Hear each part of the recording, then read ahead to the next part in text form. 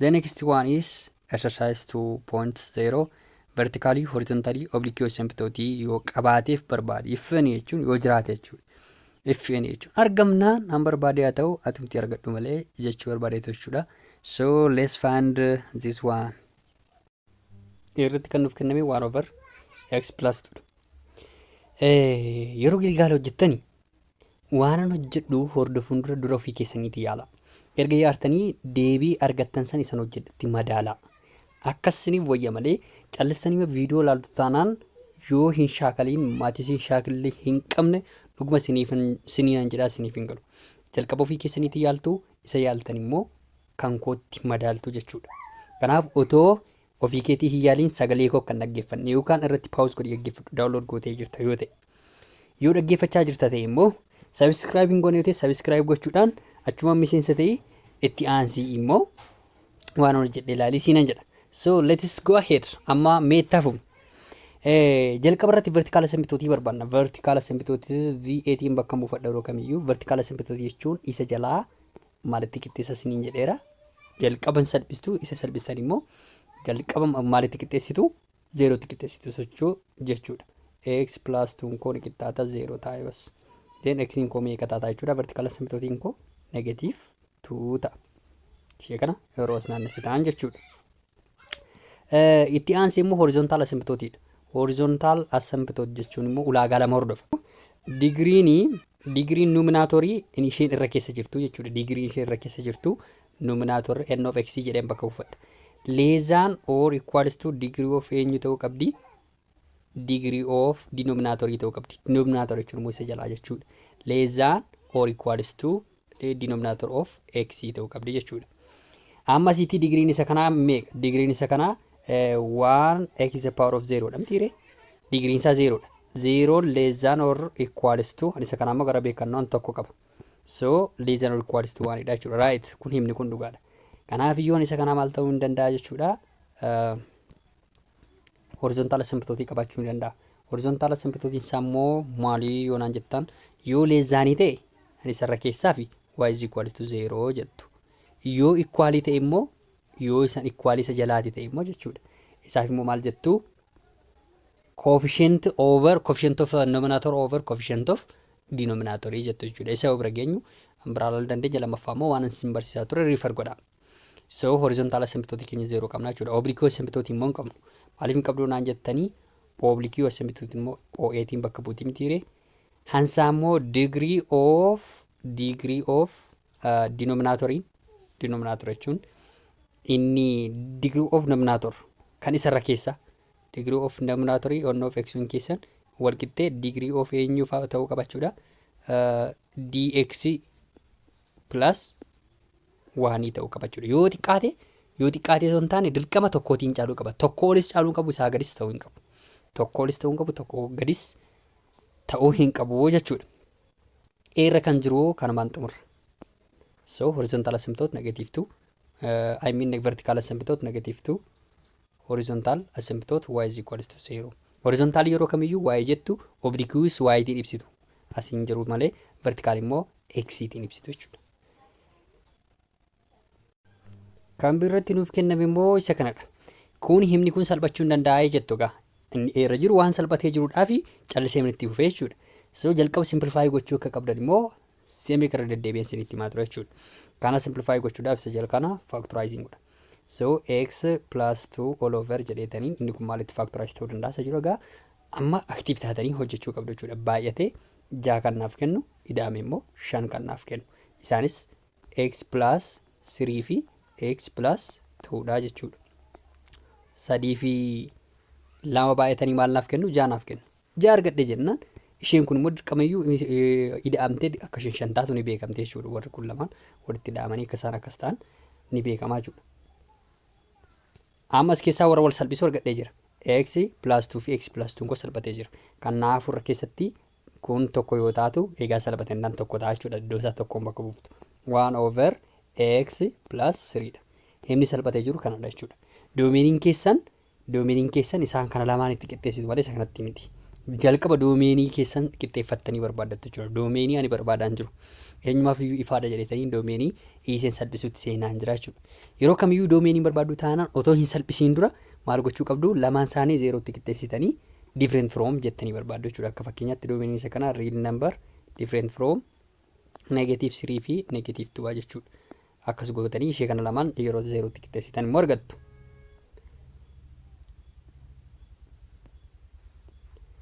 Then amma vertical asymptotiin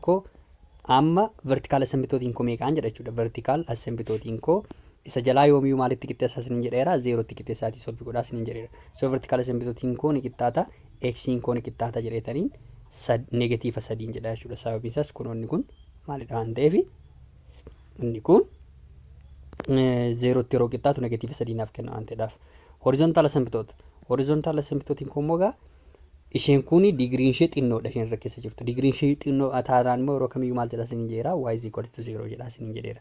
Yoo inni irra keessa digriin isaa guddaa ta'e fakkeenyaaf kun x power of 0 qabdu miti zeeroon asiitii gara beekannoo tokkootii gadi'aa jechuudha. Kanaafiyyuu isheen y is equal to 0 gootee jirti. Oblique asymptotii immoo hin qabu. Oblique asymptotii hojjechuu kan nuti dandeenyu silaas yoo digriin isaa inni irra keessaa kun isa jalaa kanaatiin tokkootiin caala ta'edha jenneera waan ta'eedhaaf so finnee jira. Oblique asymptotii immoo hin qabu. So vertical asymptotiin kun x is equal to -3 dha. C irratti kan naaf kennamu immoo x square plus 3 all over x square plus 6x plus 9 dha. Isa kanas simplifying godha. Wanti dursu yeroo kamiyyuu simplify gochuudha jechuudha. Simplify gochuudhaaf immoo ishee kana maal gootu factorize gootu jechuudha. Z is equal to x whole square plus 3 all over jedha. Baay'atee 9 kan naaf kennuu danda'u ida'ame immoo 6 kan naaf kennuu danda'u eenyudha jettu jechuudha. Baay'atee 9 naaf kennuu danda'u dirqama 9 irraa jalqabdu miti 3 dha jechuudha. 3 fi 3 dha. X plus 3 time x plus 3 ta'a jechuudha. Sababiin isaas 3 fi 3 walitti baay'atanii maal naaf kennu 9 naaf kennu jechuudha.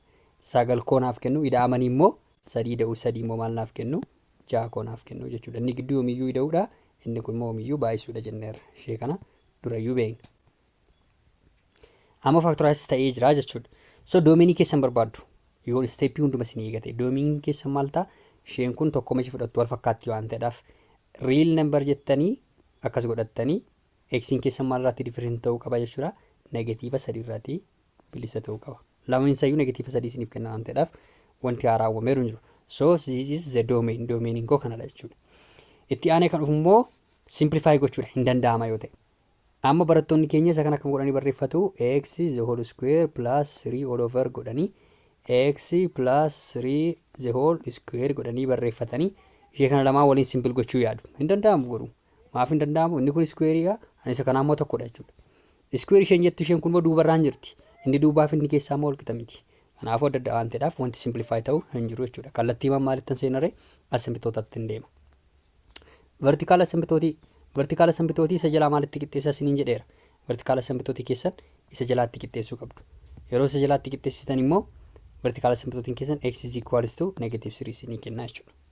-3 isiniif kenna. Horizontal asymptotii keessan immoo digrii irraatii argattu. Digrii kan isa kanaas asiitii squareedha. Isa kanaas squareedha. Isa kana simplify yoon godhe asii squareedha tire gama lamaan inni hojjeta.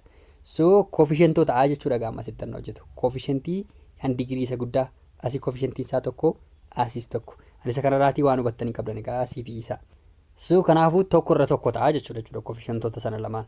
Which is equal to y in kooni qixxaataa tokko irraatiin tokko which is equal to tokko ta'a jechuudha. This is horizontal asymptote. Yoo wal qixa ta'an coefficientoota fudhaa isiniin jedheera. Yoo inni irra keessaa xinnoo haa ta'e immoo y is equal to 0 jedhaa isiniin jedheera.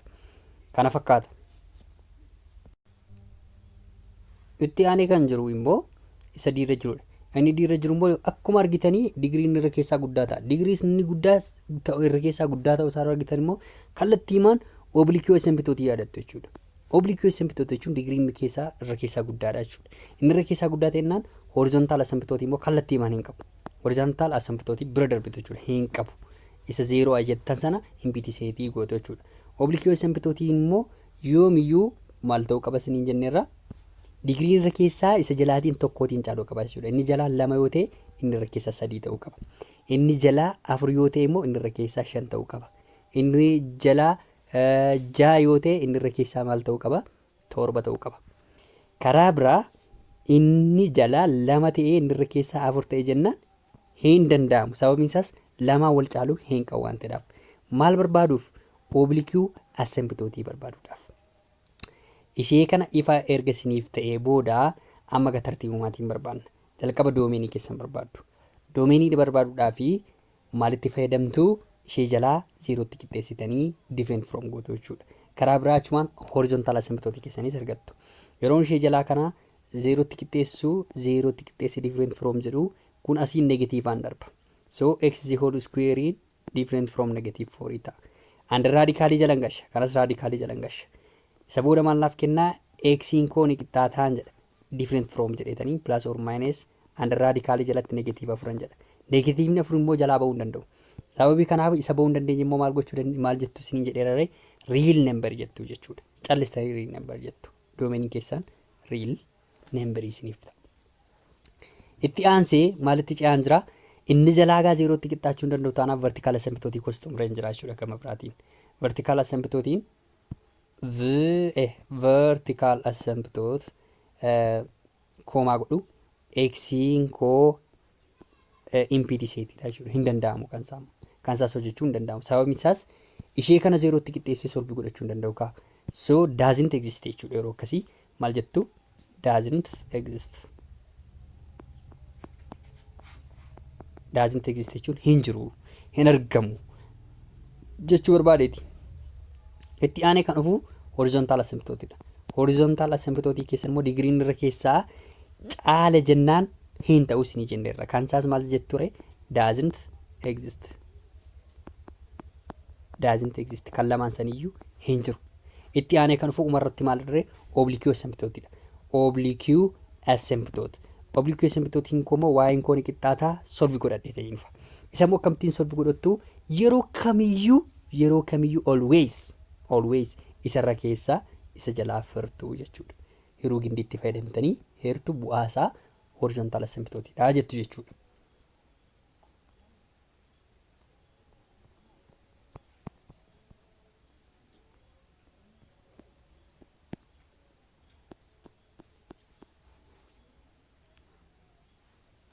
Kana yeroo hirtan immoo kan taaree yoonaan jettanii isa kana jalqaba warra kanaaf hirtuu jechuudha.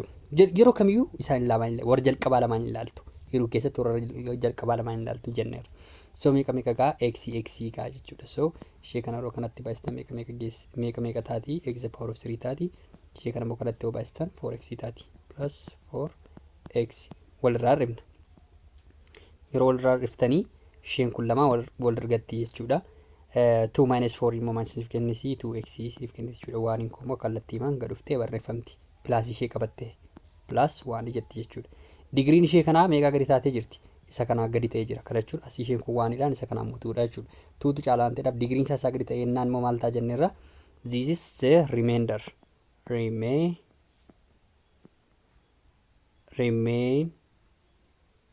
jenna jechuudha. Remainderiin keessa waan fayyadu hin qabu. Remainderiin keessa waan fayyadu hin qabu waan ta'eedhaaf kan barbaadamtu gahee keessanidha. Gahee keessan kana fuutanii maal gootu jechuudha? Oblique assembitootii keessatti y is equals to x keessan oblique assembitootii isiniif ta'a jechuudha. Deebisaa xumura jenna.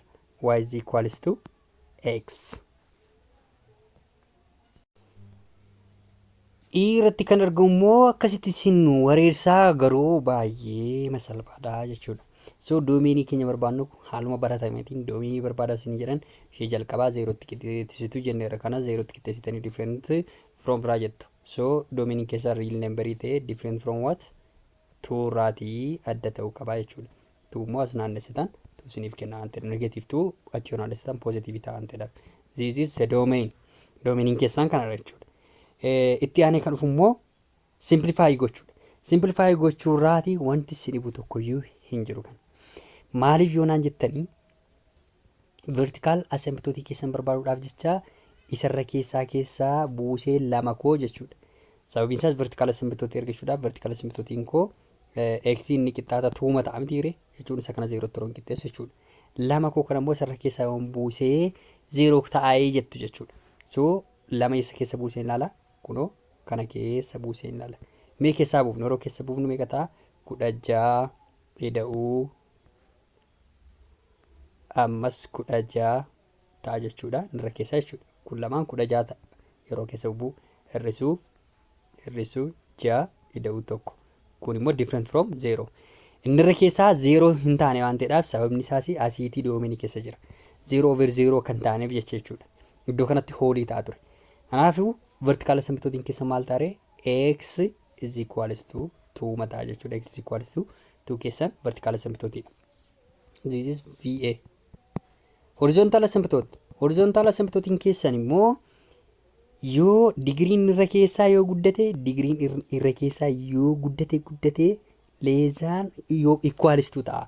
Leezaan or equals to digrii isa jalaa immoo dx jennee ramtiire.